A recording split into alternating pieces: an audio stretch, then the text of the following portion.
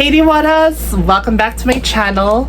So for today's video, as you can see by the title of this YouTube video, I watched 1521 and my reaction more or less is what you would expect. So today's video is about reacting and giving my thoughts on the movie. But I am not going to do this alone because I have brought in a very special guest. He's a fellow cultural advocate and also a pre-colonial culture revivalist and enthusiast as well. My honorary little brother and my co-speaker from the Beyond Filipiniana webinar. So let me introduce to you guys, Kalib Namoran. Hey everyone, my name is Kalib Namoran. I'm also Kalib Namoran on TikTok. I make pretty much the same content as Naya, but veering towards the more humorous side. I focus more on debunking myths and misconceptions about pre-colonial Philippines and Filipino culture as a whole, and I'm very excited and regretful to be here because I had to watch 1521 as well to qualify to do this video with Naya, but we have a lot of things to say that need to be said. So thank you for having me, Naya. Let's get into this. Alright, so thank you for joining me, Kalib. So to begin this video, let's talk about what is 1521. So the movie we watched is called 1521, The Quest for Love and Freedom, which is a movie released this year in 2023. And it is directed by Michael Barder and written by Francis B. Lara Ho and Mary Krell Oishi, starring Danny Trejo, Michael Copon, Bea Alonzo, and Hector David Jr. So, more or less, it's based on Visayan history, especially more particularly leading up towards the events of the Battle of Mactan between Lapu-Lapu and Magellan. So with that being said, let's get started. So the beginning of the movie starts in the modern day. So we see Bea Alonzo having fun. She meets this guy and then they fall in love. And then suddenly it moves to the scene where she's asleep, and as you can tell, she's wearing a flower in her hair while in bed. This flower is known as kalachuchi. So that's one thing I find weird, because who sleeps with flowers in their hair? Although the kalachuchi looks really pretty, I'm not gonna lie. So back to the plot, she's asleep and she starts getting these dreams. She dreams of herself in the past. She's running towards what looks like a battle scene. And as you can tell, yes, this is the battle scene in Mactan. And here you can see that they are about to kill a white guy. We'll explain later who is the white guy. And as you can see, it's already started off with a very Pocahontas-esque scene where she's like begging, like, please don't kill him, I love him, before it cuts to the titles. And so the film cuts to what happened 6 weeks earlier, and we are in Humabon's palace. And here we can see that the Spaniards have arrived in Cebu, or back then it was known as Sugbo. And as you can see, they're preparing a feast. And is that Lapu-Lapu I see right there with Humabon?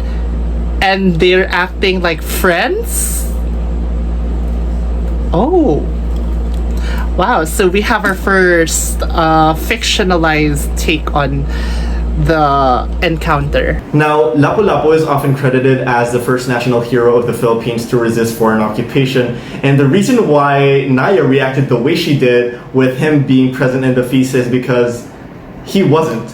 In fact, the relationship between Humabon and Lapu-Lapu was anything but diplomatic, according to a lot of historical sources and even oral tradition. Mactan, Lapu-Lapu's domain, was in a strategic position to intercept trade ships going to Cebu.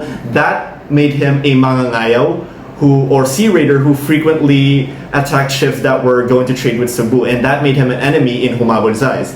Also, he was not a subordinate of Raja Humabon, but here in this movie, he's often shown as like a bendahara or chief minister to Raja Humabon, even though that was never the case.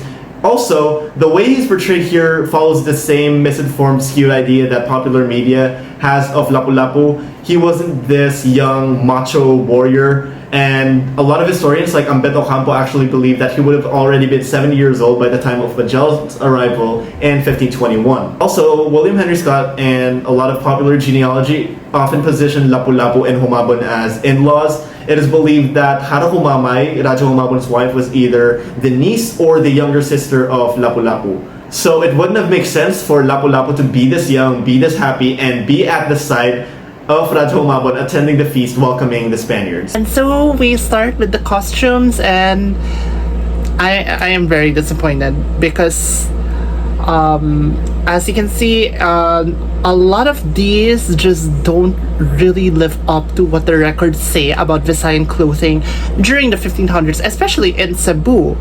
And most especially the extra characters, because I don't know if are these supposed to be resembling bark cloth, and everything looks really cheap. Like I can tell that some of these trimmings were taken from Divisoria, and then you can buy these for only 10 pesos lang. And now we head on to the dance. They have Bea Alonso's character perform a dance for the Spaniards. And what is this? Okay, so right now I am seeing that they are looking like they are about to dance Singkil. And if you guys don't know, Singkil is a dance performed by the Maranao people from the Lake Lanao region in Mindanao. So this dance never happened in Cebu. We never had a dance like this. And are those guys wearing leggings? And now here comes Bea, and oh my god, her dress is not very pre-colonial at all. It's giving Hollywood glamour, Orientalist vibes. I'm sorry, but this is not how Visayan women dress. We don't dress like that. It doesn't look very pre-colonial. It doesn't look very Southeast Asian. The dancers resemble more Maranao than Visayan. So what is going on here? Lapu-Lapu is shown here wearing what seems to be the quote-unquote pop culture Visayan bahag. And a lot of media, actually almost all pre-colonial media, never show the Visayan bahag wrapped accurately, because across Southeast Asia, the method of wearing the loincloth is actually very similar to each other, but the difference is in the size of the fabric and the positioning. Some would cover the navel, some would be at the natural waist. The Visayan bahag would be at the natural waist and would be wrapped from a cloth that was a meter wide and would be about 5 meters long. So it would look more like this one. And I can't believe how badly they messed this up with the tattoos, because Visayans were known as the pintados, or painted ones, in early Spanish accounts of the natives of the Philippines. And there is a well-known picture of Visayan pintados in the Boxer Codex, and they didn't even bother to replicate that. They took the pintado, painted one too literally, and it looks like the tattoos on the cast members were literally drawn on with a Sharpie or a watercolor paintbrush. So no, these patterns are non-existent. Also, the clothes that the background characters are wearing are literal trash bags, like literal rice sacks made from burlap. I think they were trying to replicate bark cloth, which was made from the bark of the paper mulberry tree, but it did not look this horrible. The bark cloth is a material that's still made by certain ethnic groups across Southeast Asia and in the Pacific. In the Philippines, it is still worn by the Ati and the different Negrito groups, and they look very polished and clean. But if we move to the Pacific, like in Hawaii, their bark cloth is so highly decorated. Pre-colonial bark cloth is actually decorated here in the Philippines as well. There are excavated artifacts of that and tools. So the producers have no excuse to dress the extras in trash bags. This is just embarrassing. As you can see, they just mishmashed some cultures. They included stuff that is uniquely Maranao. Basically, the Singkil-esque looking dance is very based on the Maranao traditional dances. We never did that here, guys. Remember that. And just to add, guys, the whole movie is in English, with the exception of one scene where Humabon is speaking Cebuano before speaking back to English, and then the Spaniards are also speaking English, with a few lines from Magellan, played by Danny Trejo, speaking in Spanish before he talks in English again, with this white guy being the translator. So we move on to the next scene where Enrique is tasked to go to Mactan so that he can talk and persuade Lapu-Lapu, who still would not budge because Lapu-Lapu is already being very suspicious towards the Spaniards. The next scene here is that he is having dinner with Lapu-Lapu, Bea, and her family, specifically her brother and sister-in-law, and they are tasking her to show him around Mactan. And from what we can see here, it is revealed that Enrique is indeed Enrique de Malacca, who is Malay. He was not a white passing guy that this movie is portraying him. He is not a white person who was raised in Malacca since he was 8 years old until 15. So this is one major thing that they got wrong. They changed Enrique de Malacca's race from a Malay person to a white passing Hispanic person. And in the next scene, Bea Alonso's character, her name is Diwata, by the way. Diwata is showing Enrique around, and her costume is really not that good, because this is not how Visayan women dress. Normally, for Visayan women in the 1500s, and especially in Cebu, she would have been wearing a tapislawas, which is something what I'm wearing right now. So it's like a tapis that you wrap around your body, and it's also confirmed in an excerpt by Don Belong, where he described in his book of Visayans during the start of the Spanish conquest that Cebuano women were wearing tapislawas. Okay, they did not wear the blouse that we call baro or badu. Diwata's character would not be wearing this. I don't know what to call this. She would wear a tapislawas. As you can see, here are some images of tapislawas worn by me and some of my friends who are also fellow revivalists as well. And as you can see, guys, here in this scene, Diwata mentions to Enrique that their supreme deity is Bathala, which is completely wrong because Bathala is a Tagalog supreme deity. For Central Visayans, especially those in Cebu, their supreme deity is Captain, not Bathala. Like I said previously, because Lapu-Lapu was not known to have attended the feast in Cebu, this whole scene of Enrique being sent to observe the culture of Mactan also didn't happen in real life. And also, some of our friends who are weapons collectors have complained about this movie that they got the orientation of the kampilan or sword handling wrong. It would have actually been with the opposite side of the blade hang-up. We're not weapons experts, but this is what they said to us. Here, in this part of the movie, we learned that Diwata, whose name literally means deity, is a babaylan, who possesses a babaylan spirit. Whatever the hell that is, because that's no such thing. Now, the babaylan is a figure and a topic that I've covered a lot of times over on my TikTok, but a brief description of them. In the pre-colonial Visayas, babaylan was a term for indigenous priestesses who served a couple of jobs such as spiritual leaders, healers, mediums, and the equivalent of doctors in indigenous societies. They were not witches, by the way. And the thing about the babaylan in pop culture is that they're often believed or often depicted as like the avatar, like they're gods in human form, which is okay, not exactly the explicit way of describing them in sources, and something that a lot of pop culture and media failed to depict is that the babaylan were very, very fashionable. So no diwata being a babaylan would not be dressed like a cheap Moana knockoff. She would be wearing a tapislawas like Naya is wearing, and in a way that is even more extravagant because clothing was actually the primary form of payment for a babaylan services. Also, like I said, the bark cloth is also worn here in Mactan, and they're worn by everyone, so you wouldn't know who the timawa, the common people, and who are the oripon or the debt slaves are. And so in the next segment, we have the greedy Spanish soldiers. They wanna check out for gold. And so here is the scene where they started raiding the villages in Mactan.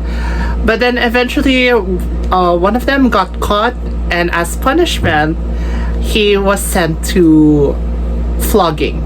So basically they tied him by 2 pillars and then they whipped him right in front of Lapu-Lapu and Humabon. Later that night, we actually learned that this whole raid was a setup for Magellan to make himself look good. And this is a thing that I hate in modern movies when it comes to villains, because they always have to have the scene where they inflict like unnecessary violence on someone to remind the audience that they're the villains, as if being racist wasn't enough. The producers were like, oh yeah, he's racist, but guess what, he would also he would also put the life of his own men on the line, so he's really evil. Like, no dude, he was already racist. That's enough for people to understand that he was the villain. There's no need for that additional scene. Whatever, it was very poorly executed anyway. Later on, Enrique visits Diwata again, and Diwata tries to make him put on a bahag using a cheap songket fabric that you can actually buy on Shopee for like very cheap, and it's too small for a bahag. Like I already said, this is just like a tablecloth. It wouldn't fit him at all. And then he gets mad at her because the flogging triggered him, because we get into his backstory where after his father died, he was sold into slavery, and Diwata is so shocked and horrified, as if that's not how the justice system in pre-colonial Visayas worked. Now, to provide a little bit of context, in the pre-colonial Visayas, the oripon, or debt slaves, were people who pay off their fine or their debt by providing services to the parties that they have transgressed.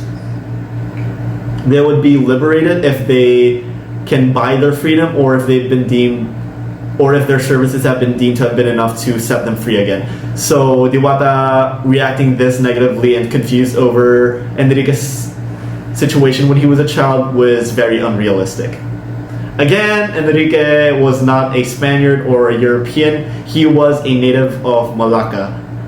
I can't stress this enough, Enrique de Malacca. His name is literally Enrique of Malacca. And Enrique probably wasn't his real name anyway. It was probably just a name given to him by the Spaniards because, you know, Europeans butcher a lot of names. In fact, in Antonio Pigafetta's book, the names of the places in Visayas are all butchered. Like Cebu is Zubu, Limasawa is Mazava. Like, it's a trend. It's a trend. And oh god. Naya, take over for me. And so after sharing his backstory, of course, Diwata being so understandable and all that, and then they end up kissing to show that they have completely fallen for each other. And now comes the next scene, the famous baptism scene. Now here in the baptism, Humamay and Humabon are right there beside each other. One thing that is wrong is that Humabon and Humamay were never baptized together. They were baptized during different times in the same day. So, and also Humamay's outfit is not accurate because as a Cebuana, she would have been wearing a tapislawas, and her tapislawas should have been white, and then she would have a shawl that is made of black silk with golden stripes, and she would also wear her very famous saruk, which is a type of native hat and made of woven palm leaves. So this is one thing that is always portrayed inaccurately that I'm honestly just like so done at this point. And over here they made the natives kneel, and of course Enrique is the one leading the baptism. And in this scene we witness the Anito burning scenes. We're at the scene where they made the natives burn their native Anito statues as a way for them to discard their old ways and to be baptized in the name of God. And as you can see, they are spitting on it, and then they start burning it, and one by one the natives are burning their Anito statues, which honestly I felt sad in this scene. I felt really sad, to be honest, because native beliefs have always been demonized ever since Spanish colonization, and until now there are still some people that hold native beliefs in negative perception. And of course Diwata right here is very shocked, and she's very horrified at this ordeal, that she runs away and she lashes out at Enrique because he's just like those colonizers. After the burning of the Anito, Diwata is very distraught and she feels very betrayed by Enrique, but the moment Enrique runs to her, she forgives him instantly. And then they propose to escape to Portuguese Malacca, where they won't be recognized, which is true because Portuguese Malacca is a Portuguese colony and both of these actors are white, so they would have no issue blending in.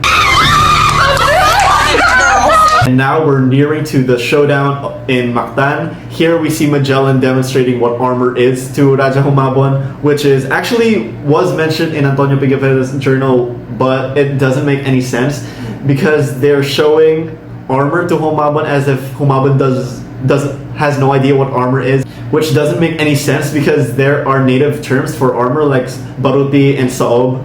So it wouldn't make sense for them to present armor to Humabon like he doesn't know what it is. And furthermore, in Butuan, in the 1400s and early centuries, there were metal armor artifacts unearthed in Butuan, and Butuan and Sugbu were very closely connected because the ruling families of the Rajanate of Butuan and Sugbu were relatives to each other. So Humabon would know what armor is and what metal armor is. So this was just patronizing on the part of Magellan.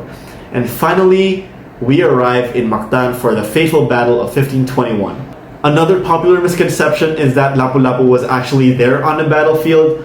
Well, again, a lot of historians believe that he wasn't in the battlefield at all. He was commanding his armies from a safe distance further inland. So the number of warriors of Mactan are very, very minimal because it's believed to have been more than 1,000 compared to the around 60 Spanish soldiers from Magellan. They were vastly outnumbered. And before the battle starts, the warriors of Mactan intimidate the Spaniards by doing the haka, or what appears to be a cheap knockoff of the haka.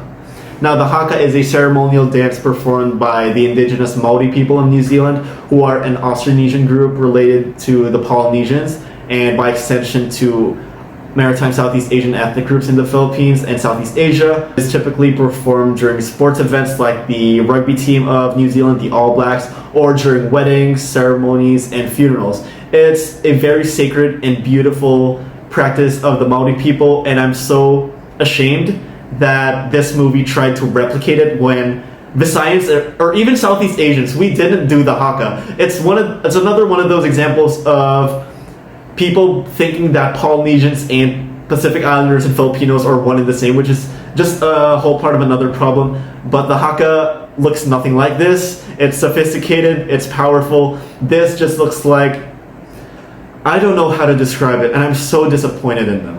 Now at this point of the movie, I wish I was here during the Battle of Mactan to die a quick death, because that's what the battle scene is. It's so short and underwhelming. There's not a lot to say about it other than we go back to where the flashback began with Diwata, getting between her brother and Enrique, who is about to be killed.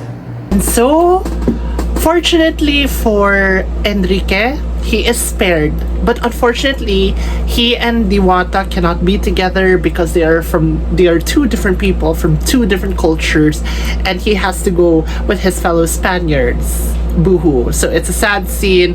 So they say their goodbye, and it looks as if Enrique is about to join the remaining Spaniards, but he does the ultimate plot twist, and boy does he have the balls for it.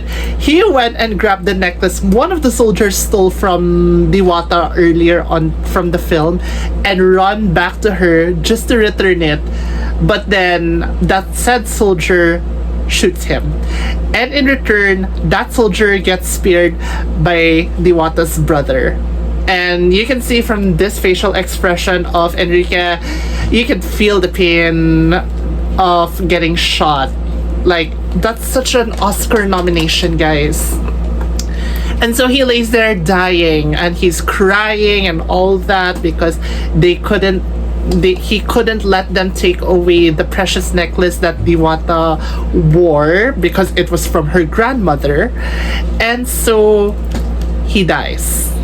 And Diwata mourns. And then finally, Bea wakes up in the modern day again. It was all a dream. So she gets up and exits her hotel room. And then she sees the reincarnated Enrique still alive and well. She's relieved, and finally they kiss. And of course, the main takeaway from this film is basically love wins. But what in the world was this? Oh my god. That's the main takeaway from the film. It's all about persevering, and that love will win in the end. That is such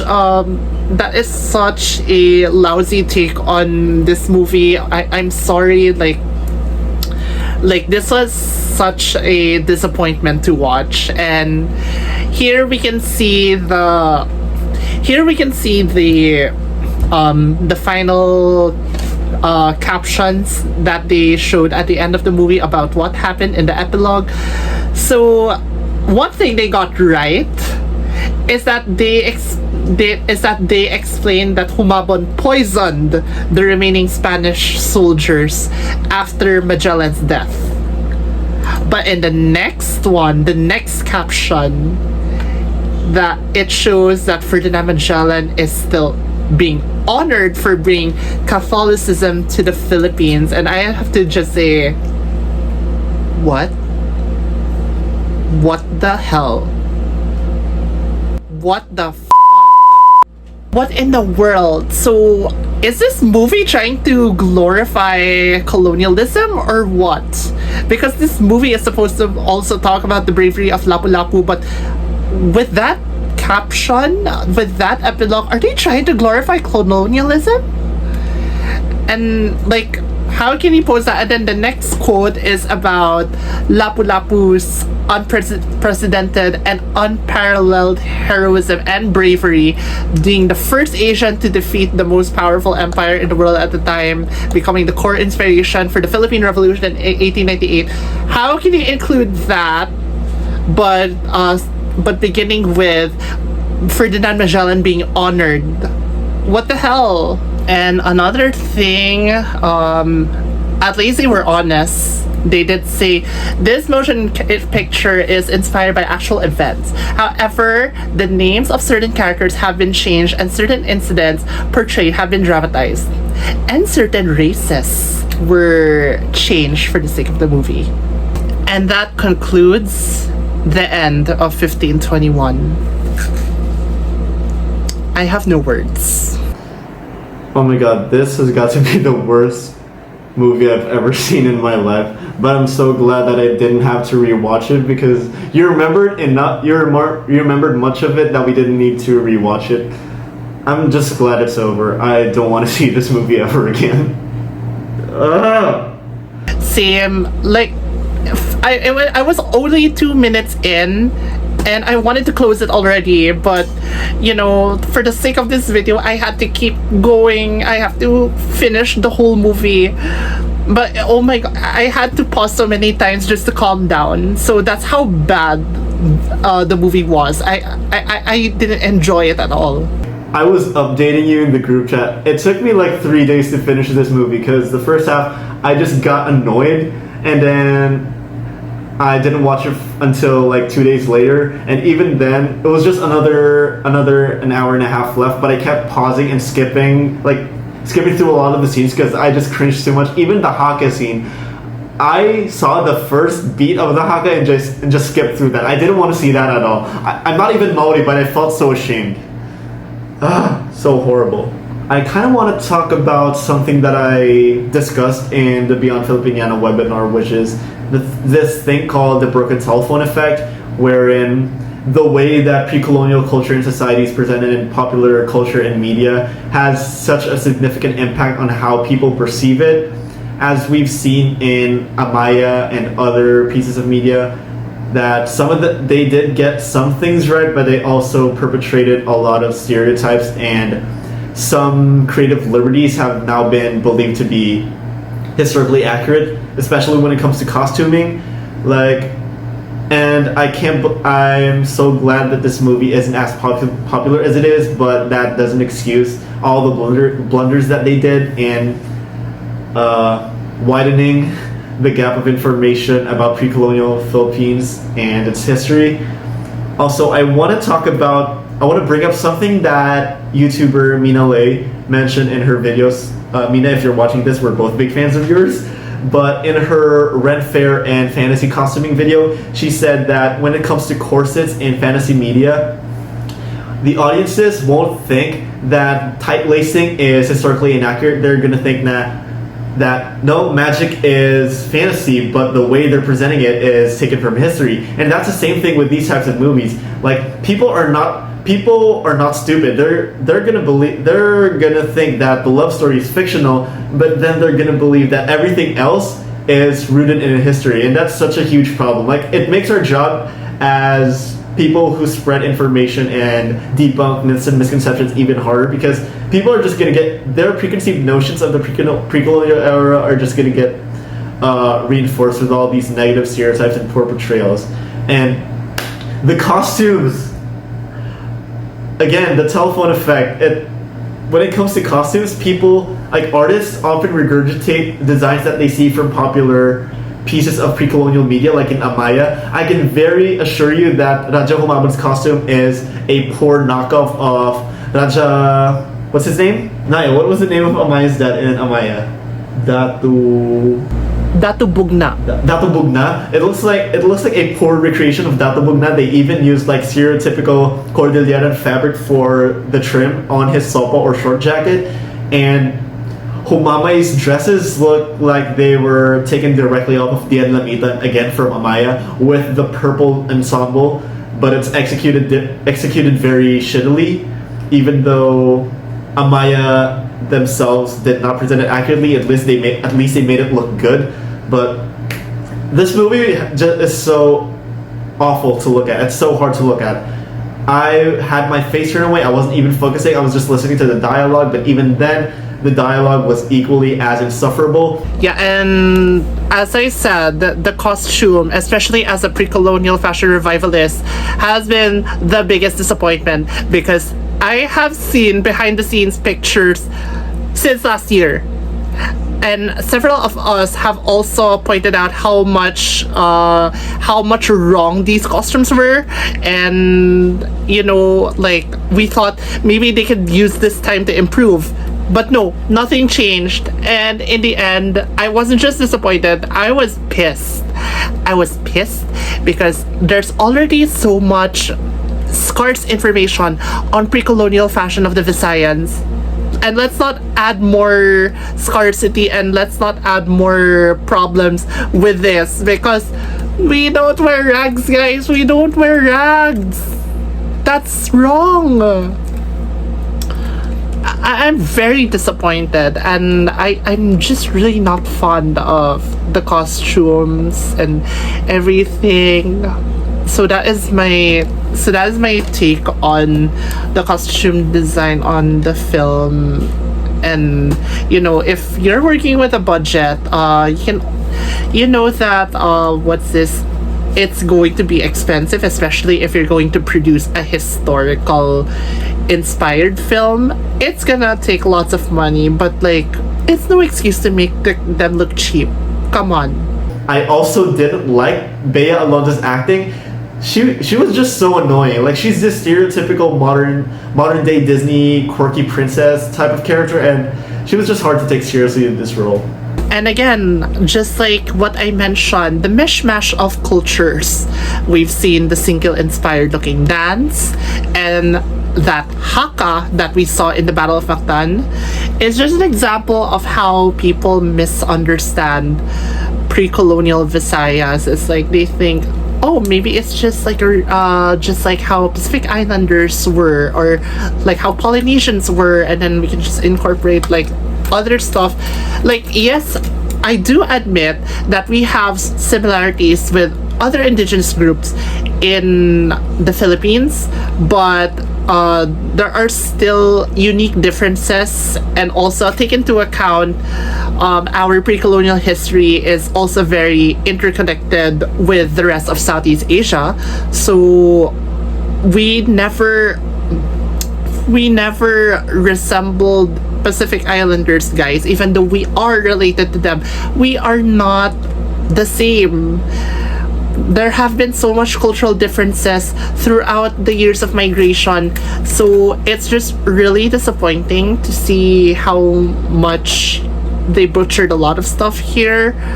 I hope that they can, like, if ever they wanna make another movie based on our pre-colonial past, I hope they take the time to really research and to also make sure that they're doing our ancestors justice. Okay, remember, there is not so many media portraying our pre-colonial history and culture. So let's work towards making sure that our pre-colonial history is portrayed very well, and also to give justice to our ancestors. I'm so glad that this movie is over, because this has got to be the worst, like definitively the worst movie I've ever seen in my life. I'm so glad I didn't have to rewatch it, because you remembered enough of the movie so we wouldn't have to go back and check if we remember things correctly, because at this point I'm so glad that I can finally forget about it. Oh my god. I mean, like, primarily we focus on pre-colonial fashion, so what's the summary of your take on how this movie presented pre-colonial fashion?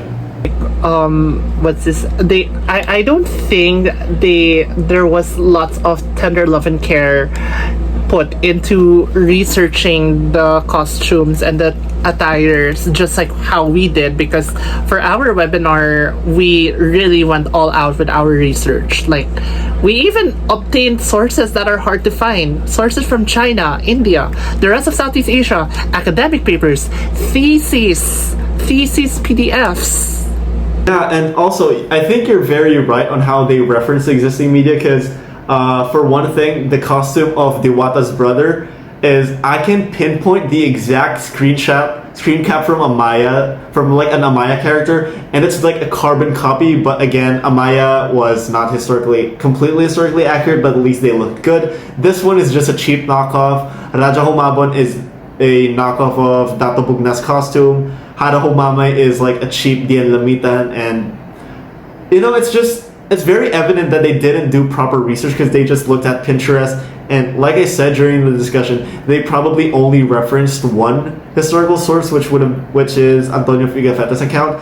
So what was said, because those earlier expeditions, they were not meant to study the culture of the natives at all. They were just there to observe. So they weren't writing from an anthropological perspective. They were just writing what they believed they were seeing. So that's why it's important to cross-reference other sources, which I'm pretty sure they didn't do for this movie. So, and we even, like, some of our students, some of the people who have attended our webinars were from the US, and they even offered to go to their local libraries to find like version of like chapters and editions of the sources that we couldn't find. Like, it's a whole team effort, and it took a long time for us to gather as much information that we did.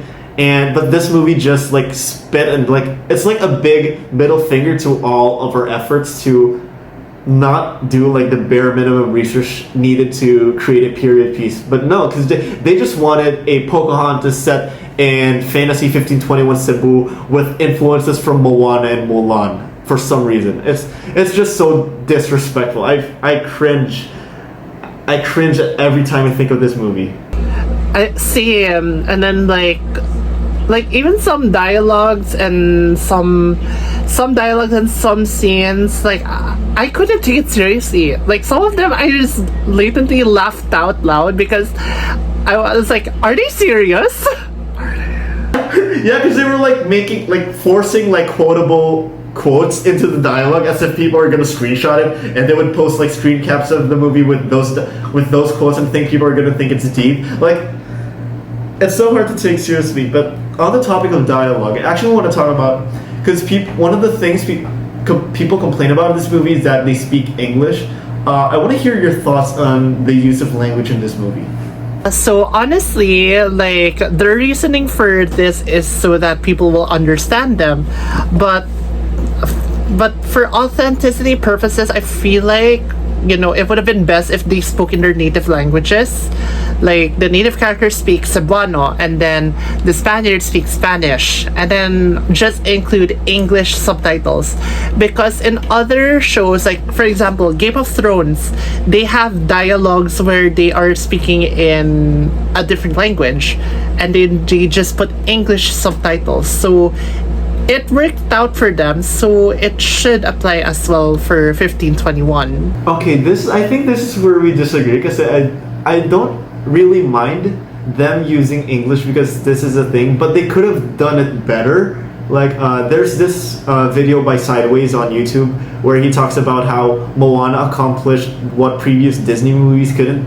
In the song We Know the Way, it starts from Tokelauan and then to English, and it didn't feel jarring. Like, that's something they could have incorporated in the movie, where English is the main form of dialogue, but they can sprinkle in real life, like the actual languages of the people. But we only got I only heard Cebuano like 2 times throughout the whole movie. I heard more, because like, here's the thing, like they managed, like Magellan spoke a lot of what I don't know if he was actually speaking Portuguese or Spanish, but the Europeans, they got to speak their native languages a lot more than the native Assigns did.